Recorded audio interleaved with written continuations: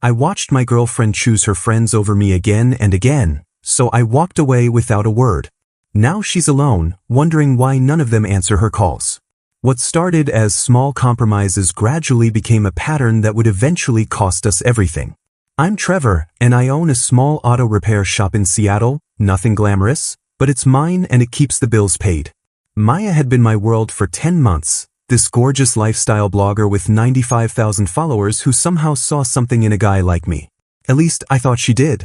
That Tuesday evening, I showed up at her apartment wearing my cleanest button-down shirt and the dress pants I'd bought specifically for occasions like this.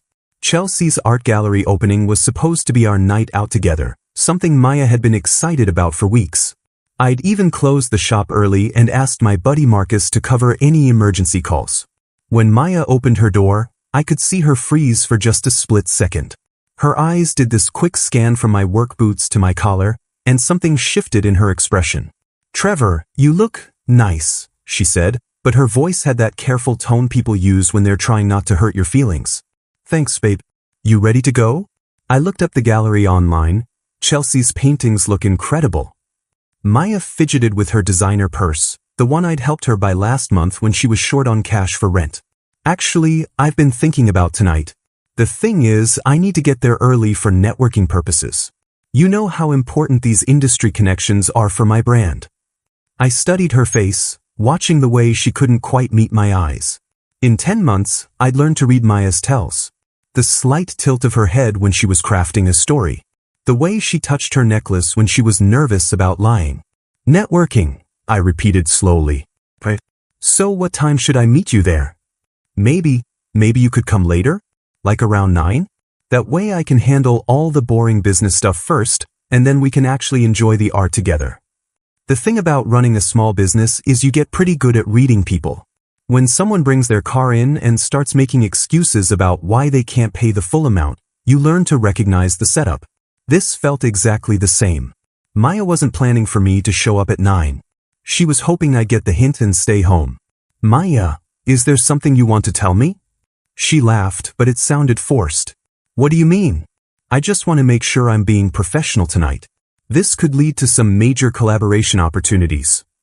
And having your boyfriend there would hurt your professional image?" The words came out quieter than I intended, but they hung in the air between us like smoke. "Trevor, don't be dramatic. It's not about you personally.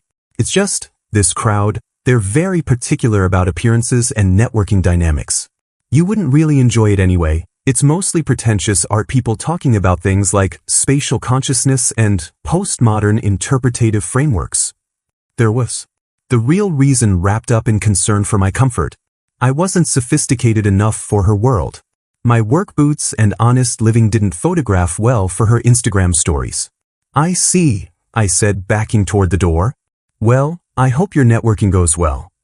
"Trevor, you're not mad, are you? I really do want to spend time with you later. Maybe we could grab dinner tomorrow instead." I looked at her standing there in her perfectly curated outfit, probably worth more than most people's monthly car payments, and realized something had fundamentally changed between us. Not just tonight, but gradually, over weeks of similar moments I'd been too blind to see clearly. "Sure, Maya. Tomorrow sounds great." I kissed her forehead like I always did and walked out. But we both knew tomorrow wouldn't happen. As I drove home in my 10-year-old pickup truck, I couldn't shake the image of Maya's relief when I didn't push harder to come along. She'd gotten exactly what she wanted, freedom to present herself to her influencer friends without the embarrassment of explaining why she was dating a mechanic. Maya's Instagram stories that night told the whole story I wasn't allowed to be part of. Elegant shots of wine glasses against exposed brick walls, perfectly staged conversations with people in expensive blazers, and artistic close-ups of Chelsea's paintings with captions about supporting emerging artists in the Pacific Northwest creative community. I watched her work the room through her phone screen, securing what looked like serious business conversations with brand representatives and fellow content creators. She posted a boomerang of herself laughing with some guy in a three-piece suit, tagged as a marketing director for luxury lifestyle brands. The professional networking she'd claimed to need was clearly happening exactly as planned. My phone stayed silent all evening. No check-in texts, no wish you were here messages, nothing to suggest she remembered I existed. By midnight, her final story showed her and Chelsea toasting with champagne, celebrating what Maya captioned as an incredible night of meaningful connections and creative inspiration. Part of me wanted to feel vindicated. She really had been working, really had been focused on business opportunities that could advance her career. But the larger part of me recognized something more troubling in her complete comfort with my absence. She hadn't missed me at all. The next morning, Maya called while I was underneath Mrs. Patterson's Honda, replacing her transmission fluid. "Trevor, last night was absolutely incredible. I made contact with 2 potential sponsors, and Chelsea sold 3 paintings to collectors I introduced her to. I think I might have just secured a partnership with that sustainable fashion brand I've been trying to work with for months." "That's great, Maya. Sounds like your networking strategy paid off." I kept my voice neutral, professional, the same tone I used with customers who were trying to negotiate down my labor costs. It really did. And the best part is, now that I've established those relationships, you can definitely come to the next event. These people need to see that I'm consistent and reliable before they'll consider more casual, personal interactions. Casual, personal interactions. That's what I was to her now. Right. "Well, I'm glad it worked out the way you wanted." There was a pause, and I could practically hear her trying to figure out why I wasn't more enthusiastic about being included in her future plans as a casual, personal interaction. "Are we still on for dinner tonight? I was thinking we could go to that new place on Capitol Hill, the one with the living walls and small plates. It would make amazing content, and I could tag you in the stories." And there it was. Even our dinner date was being framed as content creation opportunity, with my presence serving as a prop in her carefully curated lifestyle narrative. "Actually, Maya, I've got to work late tonight. Mrs. Chen's car broke down and she needs it tomorrow for a job interview. Rain check." "Oh, I guess I could ask Chelsea if she wants to check out the restaurant instead. She's been looking for new spots to feature on her food blog." The speed with which she pivoted to Chelsea told me everything I needed to know about how easily replaceable I was in her evening plans. Maya had built her entire world around maintaining the perfect image, and I was finally understanding that I'd never been part of that image. I'd just been the person behind the camera, funding the lifestyle, making it all possible while staying carefully out of frame. Over the next 3 weeks, I stopped suggesting our usual dinner dates at those trendy Capitol Hill restaurants Maya loved to feature in her content. When she'd hint about wanting to try the new rooftop bar downtown or suggest a weekend trip to the San Juan Islands for amazing ferry photography opportunities, I'd politely decline, citing work obligations or equipment repairs that needed my attention. It wasn't entirely untrue. I really was focusing on expanding my business, but mainly I was testing something. I wanted to see how long it would take Maya to notice that her personal photographer and financial backup had become unavailable. The shift happened faster than I'd expected. Maya started posting noticeably fewer restaurant photos, and when she did manage to get content from expensive places, the lighting was terrible and the angles were awkward. She'd gotten so used to me instinctively knowing her best side, understanding exactly when to capture the shot, and how to frame her against backgrounds that she'd never learned to do it herself. Her engagement rates started dropping, and I could see her frustration mounting in increasingly desperate attempts to recreate the effortless aesthetic we'd built together. "Trevor, I miss spending time with you," she said during one of our increasingly brief phone conversations. "It feels like you're always working lately. Can't Marcus cover the shop this weekend? I found this incredible brunch spot in Fremont that would be perfect for Sunday content. Actually, I've got 3 cars that need major work, and I can't afford to turn away paying customers right now. Maybe you could ask Chelsea to go with you." The silence on her end told me she was calculating something. Maya had always been quick with math when it came to splitting dinner bills or figuring out how much her portion of a weekend trip would cost, except she'd never actually paid her portion of anything. I'd been covering our expensive dinners, weekend getaways, and even her portion of group activities for months without really thinking about it. Now that I wasn't available as her personal financier and photographer, the real cost of maintaining her lifestyle was hitting her directly. "I guess I could go alone," she said finally, but her voice lacked conviction. Maya had built her entire identity around curated experiences that required someone else to document them. Solo dining photos taken with phone timers never looked as good as the candid shots I used to take of her laughing over wine glasses or artfully arranging food on shared plates. "That sounds like a good plan," I said, and I meant it. Maybe it's time you figured out how to enjoy those places for yourself instead of just for content. What's that supposed to mean? Nothing, Maya. I just think you might discover you actually like some of those restaurants even when nobody's watching. When she confronted me directly about my distance, asking why I'd become so unavailable and different, I kept my responses simple and honest. I'm focusing on growing my business right now. It's important to me. What I didn't tell her was that removing myself from her content creation cycle had shown me how much of our relationship had been about facilitating her lifestyle rather than building something real together. I wasn't angry, exactly, I was just finally seeing things clearly for what they actually were. Chelsea's text message arrived on a Wednesday morning while I was installing new brake pads on a customer's Subaru. Trevor, I thought you should see this. Maya's been asking everyone about you, and honestly, this explains a lot. The attached screenshot showed an Instagram story from the night before, a photo of me at Vino Veritas, the cozy wine bar 3 blocks from my shop, sitting across from Dr. Amber Rodriguez. We were both laughing at something she'd said about her most dramatic veterinary emergency that week, and I looked more relaxed than I'd felt in months.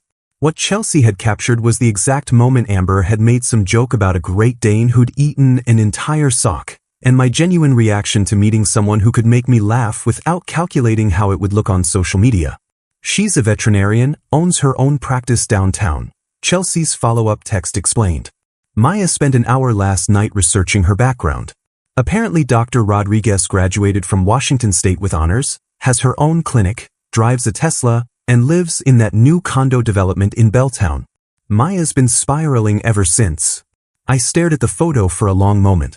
Amber and I had met completely by accident when she brought her Honda in for routine maintenance, and we discovered an easy conversation that had nothing to do with brand partnerships or content creation.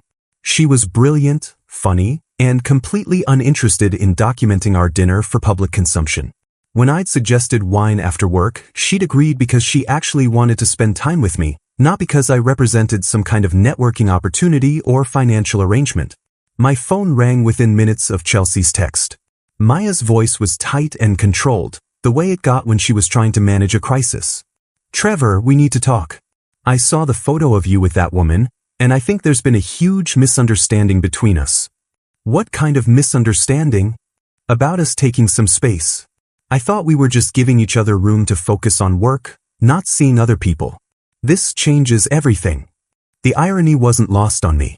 Maya had been perfectly comfortable with our relationship existing in some undefined gray area when it meant she could avoid introducing me to her professional circle, but suddenly needed clarity the moment she realized I might be building something with someone else.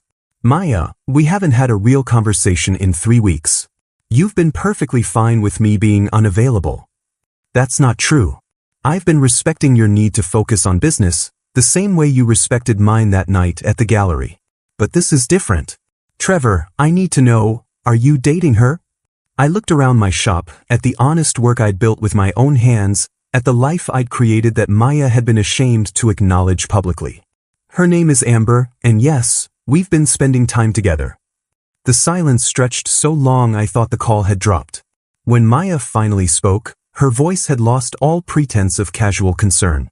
Trevor, you can't be serious. We have 10 months together. We have history, shared experiences, plans we talked about. What does she have that I don't? The question hung in the air like exhaust fumes. What did Amber have that Maya didn't? Professional respect for my work. Genuine interest in my thoughts beyond how they affected her content strategy. The ability to pay for her own dinner without making it feel like a business negotiation. Most importantly, she seemed to actually like spending time with me instead of treating me like a convenient resource for maintaining her lifestyle. She values the same things I do, I said finally. Maya's first unannounced visit to my shop happened on a Thursday afternoon while I was giving Mr. Kim an estimate for transmission repair on his delivery van. I looked up from my clipboard to see her standing in the doorway, designer heels clicking against concrete as she surveyed my workspace with obvious discomfort. The contrast between her pristine white blazer and my oil-stained garage couldn't have been more stark. Trevor, we need to talk right now, she announced, completely ignoring Mr. Kim's presence and the fact that I was clearly in the middle of conducting business. Maya, I'm with a customer. Can this wait until... No, it can't wait. This is important. Mr. Kim shifted uncomfortably, clearly sensing the personal drama unfolding in front of him. I'd been working on building relationships with local business owners, and his delivery company represented potential for steady, ongoing work. The last thing I needed was my personal life creating chaos in my professional environment. "Sir, I apologize for the interruption," I said to Mr. Kim. "Could we possibly reschedule this estimate for tomorrow morning?" Maya crossed her arms, apparently oblivious to the fact that her demands were actively costing me money. "Actually," Mr. Kim said, backing toward the door, "I think I'll get a second opinion. Thank you for your time." I watched a potential $2,800 job walk out of my shop because Maya couldn't respect basic professional boundaries. The silence that followed felt like pressure building in an engine about to blow. "Maya, you just cost me a significant amount of money. What could possibly be so urgent that it couldn't wait until I was finished working? Don't turn this around on me. You're the one who's been avoiding me for weeks, forcing me to track you down at your job because you won't return my calls. I've returned every call. I've been polite and honest about being busy with work. What I haven't done is drop everything to accommodate your schedule the way I used to." She looked around my shop like she was seeing it for the first time, taking in the organized tools, the clean workspace, the evidence of actual skilled labor. "Trevor, this whole thing with that veterinarian woman is obviously some kind of rebound situation. You're hurt about the gallery thing, so you're trying to make me jealous with someone who looks good on paper." "Maya, Dr. Rodriguez isn't a rebound. She's someone who respects what I do for a living." "Respects what you do?" "Trevor, I've always supported your work.